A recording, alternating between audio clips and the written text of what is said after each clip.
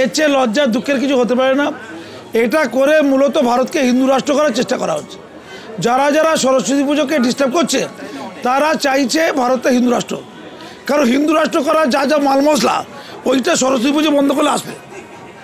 ঠিক আছে, ধর্মীয় অসহিষ্ণুতা সৌহার্দ্য নষ্ট করে কেউ যদি মনে করে ভোট ভালো হবে, আসলে বাংলা পছন্দ করবে, মানুষের মধ্যে বিভেদ হবে, সাম্প্রদায়িক সম্প্রীতি নষ্ট হবে, আর দিদি ভারত হিন্দু রাষ্ট্র হবে। যে নোংরা আবর্জনাগুলো বলে বেড়াচ্ছে তাদের বিরুদ্ধে পদক্ষেপ নিন। আর কাজী মাসুম আক্তার দেখে নিন, বাগবাজার হরনাথ হাই স্কুল আমি হেডমাস্টার, যেখানে সরস্বতী পুজো প্রায় হতোই না, কালকে উত্তর কলকাতার সেরা পুজোর নেতৃত্ব আমি দিচ্ছি। ফলে আপনারা ওই সিদ্দিকুল্লাহ, গরুর কল্লা, ববি কবি, হুমায়ুন কবির, তহা, এটা মুসলমান নয়। মুসলমানদের মধ্যে এপিজে আব্দুল কালামও আছে, কাজী নজরুল ইসলামও আছে, কাজী মাসুম আক্তারও আছে। ফলে হতাশ হওয়ার কিছু নেই। ধন্যবাদ। সেখানে দাঁড়িয়ে যার বিরুদ্ধে অভিযোগ যে সরস্বতী পূজা করতে দেবেন না, তিনি তৃণমূল নেতা, এরকমটা অভিযোগ। তৃণমূল নেতা হয়েছে গুন্ডা হবে না, খেলা করবে না। সরস্বতী পুজো আটকাবো, মৌলবীরা খুশি হবে, এলাকার নেতা হব, কাটমানি খাবো, মাতব্বর হব, সংখ্যালঘু দপ্তরে পদ পাবো, খেলা করব, খেলা হবে, খেলা করছে। ধন্যবাদ। আমার তো মনে হয় এরপর হাঁকতে গেলেও যারা তৃণমূলের সমর্থন নয়, হাঁকতে গেলেও বোধহয় হাইকোর্টের পারমিশন নিয়ে আসতে হবে। না, এখন অবস্থা যেভাবে চলে গেছে, মানে আমাদেরকে যেভাবে আটকে রাখা হয়েছে, এই চরম একটা ফিউডালিস্টিক ব্যাপার। তো আমার মনে হয় না তুগলকের সময়ও তার প্রজাদের এই কাণ্ড করতে হয়েছিল। সো সে তো বিদ্যাসাগর কলেজে সরস্বতী পুজো করতে দেওয়া না দেওয়া সেটার জন্য হাইকোর্টে যেতে হচ্ছে, বুঝতে পারছেন তো। সেখানকার কোনো এক মুসলমান নেতা, আমাদের স্টুডেন্ট লিডার, সে নাকি বলেছে যে সে রেপও করে দেবে, তাকে টাকা দিতে হবে সরস্বতী পুজো করতে হলে, এবং সরস্বতী পুজো করতে পারবে না। ওয়াই? কথা হচ্ছে ওয়াই, কেন? আর সেটা এই বড় বড় সিনেমা থিয়েটারের লোকেরা যে তৃণমূলে রয়েছে, তোমরা চুপ করে আছো? তোমরা আমাদের ফ্রেটার্নিটির, অর্থাৎ মানবিকতার ফ্রেটার্নিটি। ওসব ছেড়ে দাও, পার্টি পলিটিক্স ছেড়ে দাও, আগে তো মানবিকতা, তারপর তো সব। তো তোমরা সেই সব ভুলে গেছো। তোমরা সেই সব ভুলে গিয়ে এখন তোমরা ওই তৃণমূলের পা চাটা হয়ে গেলে। তৃণমূল তোমাদের চটি চাটা বলছে, আমাদের বড় খারাপ লাগে। তোমরা কেন এই কাণ্ডটি করছো? কেন করছো? তোমরা বুঝতে পারছো না যে এই করতে করতে করতে করতে আমাদের রাজ্যটাকে তোমরা একদম অতল গহ্বরে পাঠিয়ে দিচ্ছ। তোমরা চুপ করে আছো বলে।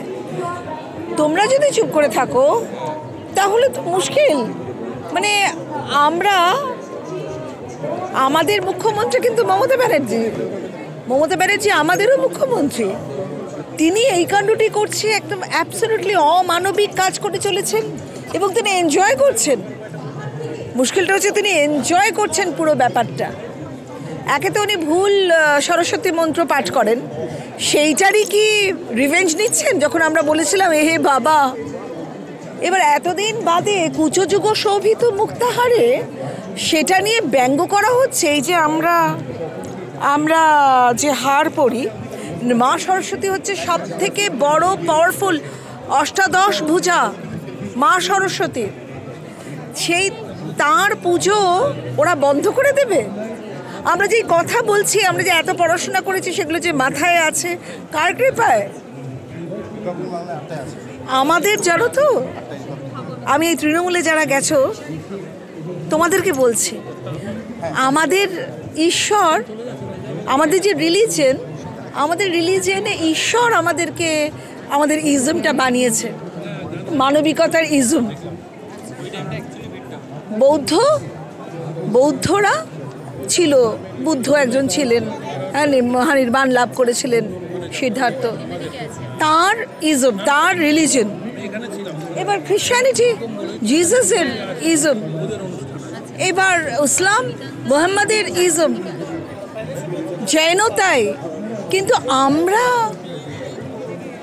আমরা তো আমাদের ঈশ্বর তো একদম ঈশ্বর, তিনি আমাদের ধর্মটা বলেছেন। ধর্ম মানে কি, যে আমরা ধারণ করব, আমরা যেটা ধারণ করব সেইটাই তো ধারণ করতে হবে। আমরা কিভাবে চলবো, কি করব, সো সেইটা আমাদের হিন্দুইজম।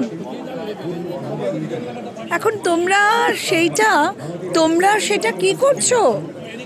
তোমরা ভাবছো যে তোমরা যদি মুসলমানদের সাথে দাও তোমাদের দলটা টিকবে। তোমাদের দল টিকবে না, তোমাদের দল কিছুদিন টিকবে, তারপর তোমাদের দল টিকবে না।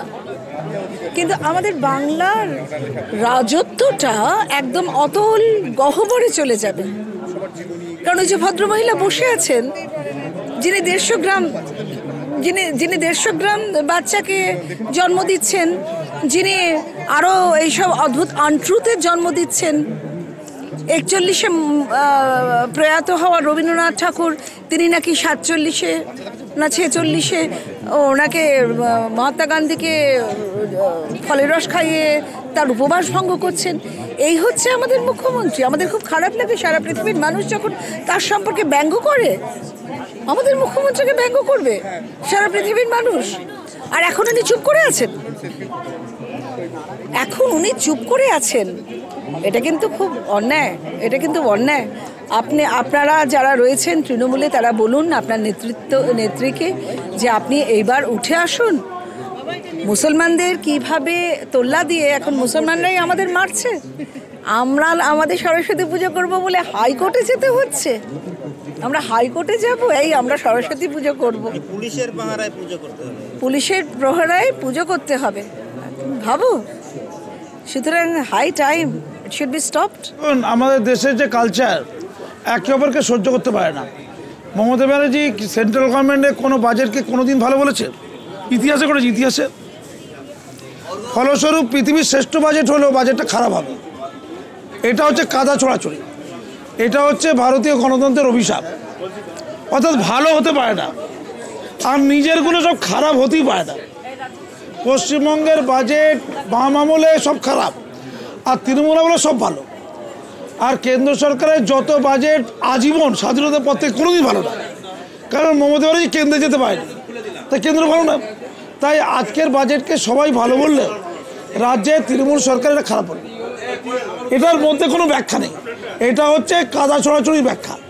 ভারতীয় গণতন্ত্রের যে বিভীষিকা, সে বিভীষিকার ব্যাখ্যা, রাজনৈতিক বিভীষিকা, যে কেউ গঠনমূলক কথা বলবে না, শুধু গালি দাও।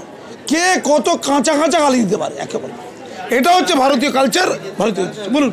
সেখানে দাঁড়িয়েই অনেকেই বলছেন যে এই বাজেট যেহেতু সামনে বিহার নির্বাচন রয়েছে, বিহারমুখী বাজেট হলো, শুধুমাত্র বিহারের জন্য একের পর এক প্রকল্প। বিহারের উন্নতি হলে দিদির এত বুকে ব্যথা কেন? দিদির মনে এত ব্যথা কেন? বিহারে যদি একটু উন্নতি হয়েই যায় তো আপনারই তো কষ্ট কেন? এই যে আমি একজন সরকারি আধিকারিক, আমাদের নিম্নবিত্ত মধ্যবিত্তদের বিপুল পরিমাণে ট্যাক্স ছাড় হয়েছে। আপনি যখন কেন্দ্র সরকারের সাথে জোটে ছিলেন তখন এই পরিমাণ ট্যাক্স ছাড় হয়নি, বিপুল ট্যাক্স ছাড়। অনেকে স্বস্তি নিঃশ্বাস ফেলছে। এর জন্য একটুখানি চা খান, ঝালমুড়ির সহযোগে চা খেয়ে ফুর্তি করুন। একটা কবিতা লিখুন যে বাজেট সুন্দর, মিষ্টি বাজেট, এটা একটা কবিতা লিখুন, ভালো কাজ হবে। ধন্যবাদ। দাদা, আমরা দেখলাম অভিষেক বন্দ্যোপাধ্যায় বলছেন যে বাংলা যখন 18টা সাংসদ দিয়েছে বিজেপিকে তখনও কিছু পায়নি, এখন 12টা সাংসদ দিয়েছে এখনও কিছু পায়নি, বাংলা চিরকালই বঞ্চিত। তো যত সাংসদ দেবে তত তাকে বাজেটে টাকা দেবে। বাজেটে টাকা কোথায় যাবে? যেখানে দরকার সেখানে যাবে। যে রাজ্যে একটাও সাংসদ নেই, অত রাজ্যটার টাকা লাগবে, ওখানে বাজেট যাবে। একে বলে সমন্বয়বাদী উন্নয়ন, একে বলে ব্যালেন্স উন্নয়ন, ভারসাম্য যুক্ত উন্নয়ন। ভারসাম্যহীন উন্নয়ন হবে, বাংলা বিরাট এগিয়ে সূর্যচন্দ্র হয়ে যাবে আর বিহার মরে যাবে। এটা কি ভারত সরকার দেখবে? আমি একটু নীতিশ কুমারজিকে বলি, দিদিকে চিনুন, জানুন, মানুন, বিহারের উন্নতি চায় না। ধন্যবাদ।